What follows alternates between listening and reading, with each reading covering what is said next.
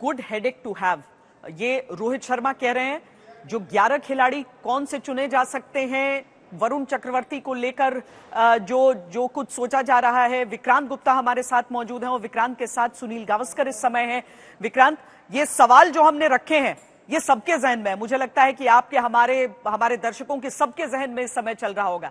जवाब कुछ लोग जानते होंगे टीम मैनेजमेंट के भीतर, क्योंकि कल यह मुकाबला होना है।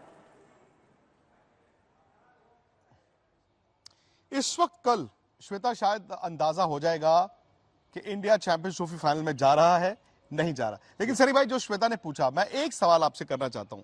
ये गुड हेडेक टू हैव कौन सी होती है? हेडेक तो हेडेक है ना, ये गुड और बैड कैसे होती है? नहीं, देखिए, अगर जब सिलेक्शन में आपके पास बहुत ज्यादा ऑप्शंस होते हैं, इसका मतलब है कि भाई किसको लेना है, किसको ड्रॉप करना है, ये जो ऑप्शन बनता है वो अच्छा ऑप्शन है।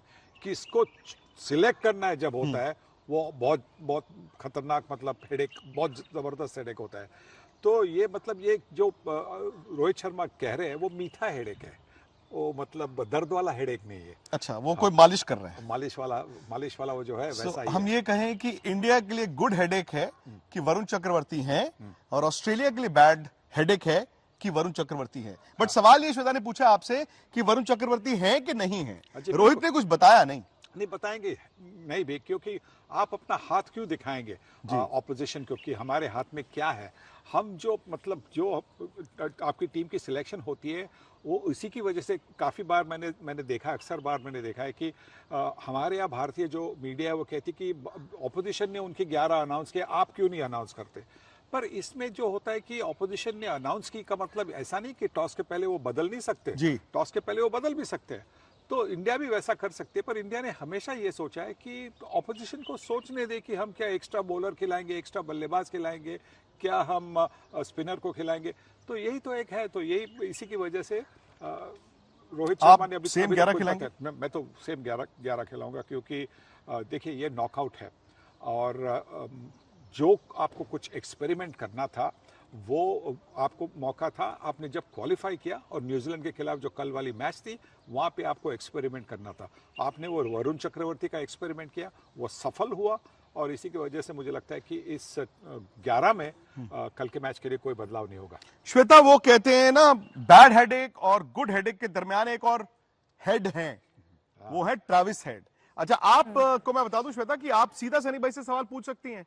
आज मैंने बड़ा साइंटिफिक तैयारी की है, मतलब यहां पर हम बिल्कुल टेक्नोलॉजी चैलेंज नहीं है। आप सीधा चाहें तो सवाल सनी भाई से भी पूछ सकती हैं। आवाज सही बात तो लगा दी है। सनी भाई सही बात भी कह रहे हैं, मतलब कोई आप अगर क्वेश्चन पेपर आपका अचानक एग्जाम से पहले ठीक सामने पड़ेगा तो ज्यादा मुश्किल वो सवाल लग सकते हैं। इसीलिए इंतजार हम भी कल तक का करेंगे कि टॉस के बाद क्या रोहित शर्मा बताते हैं कि हमारी टीम में कौन है, कौन खेल रहा है, कौन नहीं खेल रहा है। लेकिन भज्जी, जो स्पिनर्स का परफॉर्मेंस हमारा रहा है अभी तक, जिसके दम पर 4 स्पिनर्स के साथ टीम इंडिया उतरी, और अब ऑस्ट्रेलिया के खिलाफ भी हम इस चीज की बात कर रहे हैं, उनका परफॉर्मेंस जो टूर्नामेंट में रहा है, कितना जो विरोधी हैं वो डर रहे होंगे।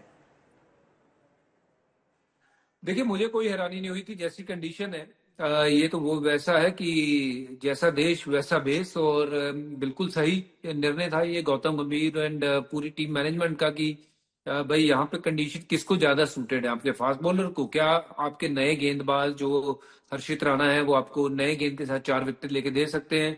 मुझे लगता नहीं कि ये कंडीशन में कोई भी सीमर वैसा काम करके दे सकता है। बट स्पिनर जो है आपके पास, वरुण जैसे गेंदबाज, आपके पास कुलदीप जैसे गेंदबाज, रविंद्र जडेजा, अक्षर पटेल, ये कभी भी आके आपको मैच जिता सकते हैं, वो मिडिल ओवर्स में।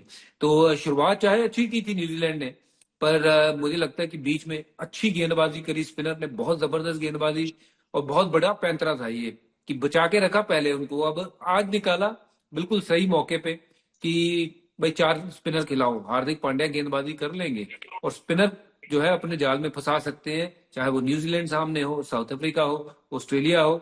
ये सबसे बड़ा थ्रेट होने वाला है, ये ऑस्ट्रेलिया या फिर आगे उसके आगे जो भी फाइनल में टीम आएगी उसके लिए भी। अच्छा, सबसे दिलचस्प है कि पाकिस्तान की टीम जो होस्ट है इसकी, जहां के हुक्मरान शुरुआत से हमने देखा कि किस किस तरह की बात नहीं कह दी, लेकिन जो आवाम है वहां से अभी भी यही आवाज आ रही है कि जीतेगा तो इंडिया है।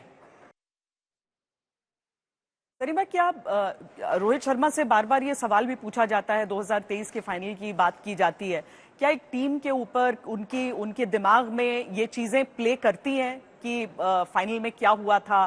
क्या उन चीजों को लेकर ये टीम उतरती है मैदान में, या फिर एक क्लीन स्लेट के साथ ही रहते हैं सब?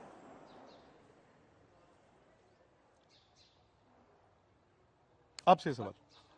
देखिए, ये तो सवाल तो हमेशा पूछा जाएगा, क्योंकि इसके पहले के जो 10 मैचेस भारतीय टीम ने खेले थे वो 2023 के वर्ल्ड कप में वहाँ पे जीत हासिल की थी, आसानी से जीत हासिल की थी। और ऑस्ट्रेलिया को भी उस दौरान उनको भी लीग स्टेज में उनके साथ भी जीत हासिल की थी। तो नेचुरली ये सवाल तो होता है कि एक ही मैच में आप फेल हो गए, मतलब फाइनल में फेल हो गए, और वहाँ से मतलब वर्ल्ड कप हाथ से निकल गया।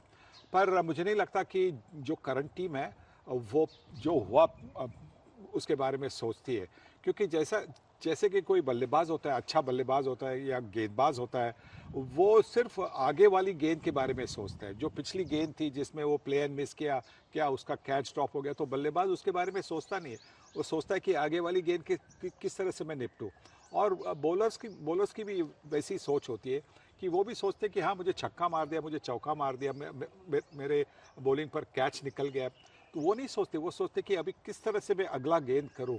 तो जो हुआ उसके बारे में मतलब सवाल तो होना ही है, क्योंकि मीडिया तो जरूर पूछेगी कि आपके पास वो क्या साइकोलॉजिकल वो उसका बोझ है क्या। पर मुझे नहीं लगता कि इससे कोई फर्क पड़ेगा। और Shweta, if I may add, Sunny भाई, उस 19 नवंबर 2023 और आज की तारीख में फर्क ये है कि उस वर्ल्ड कप में श्वेता भारत बड़ा जबरदस्त खेला, बट वो फिर एक फाइनल हर्डल था जो कई साल से भारत को परेशान कर रहा था।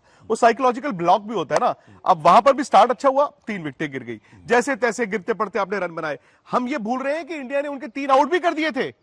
और ट्रेविस हेड का भी अगर आप उस दिन का रिप्लेस उठा के देखें, मुझे लगा 19-20 बार तो बोल्ड होते बच्चे हैं। मतलब टेक्निकली इतने वो कमजोर दिख रहे थे, वो खुल रहे हैं। बस वो उस दिन तकदीर थी। इतनी मतलब इतने मार्जिन से गेंद जो है बल्ले वो विकेट को नहीं लगा, और तकरीबन 15-20 बार ऐसा हुआ। उनका दिन था। लेकिन आज फर्क यह है श्वेता कि इंडिया उस फाइनल को जीत के आया है। मतलब एक और आईसीसी फाइनल को पिछले साल जीत के आया है। जब आप एक बार जीत जाते हैं ना, been there done it before, आप कहते हो अच्छा जी हमें आता है।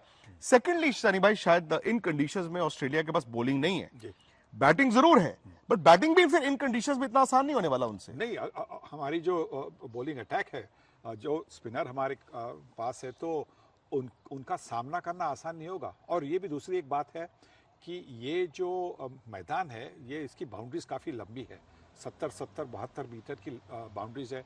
ये जो आउटफील्ड है, ये आउटफील्ड काफ़ी लश ग्रीन है। मतलब इंडिया में आप जो स्ट्रोक मारते हो और 2 फील्डर के अगर चौका मिल जाता है, तो चौका मिल जाता है। यहाँ पे चौका नहीं मिलेगा, आपको भागना पड़ेगा।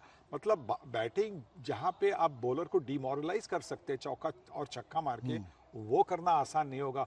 ऑस्ट्रेलिया को जोखिम उठानी पड़ेगी, और उसी में शायद वो फंस भी जा सकते हैं। सही बात है। और श्वेता, ये ट्रेविस हेड का है, जब उन्होंने इंडिया को रन बनाए हैं, भले वो वर्ल्ड टेस्ट केवल क्रिकेट की बात रह जाती है ना। अभी देखिए, सेमीफाइनल से पहले किस तरह का एक अननेसेसरी कंट्रोवर्सी, एक अननेसेसरी विवाद भारत में शुरू हो गया। भारत की सियासत में विवाद शुरू हो गया। रोहित शर्मा की कप्तानी वाली टीम इंडिया जबरदस्त प्रदर्शन कर रही है, और इसके बावजूद रोहित शर्मा को लेकर एक ऐसी टिप्पणी कांग्रेस की प्रवक्ता शमा मोहम्मद ने दे दी जिसको लेकर बहस छिड़ गई। पिछले 1 साल के 10 मैचों में 1 सेंचुरी, 2 डबल सेंचुरी, 40 का औसत। और अगर एक औसत खिलाड़ी होकर कोई वनडे क्रिकेट में 3 डबल सेंचुरी मार ले तो हर कोई एक एवरेज खिलाड़ी होना चाहेगा। बहरहाल इस मुद्दे पर हम चर्चा करेंगे, क्योंकि सुरेश रैना भी हमारे साथ हैं, जिन्होंने रोहित शर्मा के साथ लंबा समय तक क्रिकेट खेला है। उनसे भी हम जानेंगे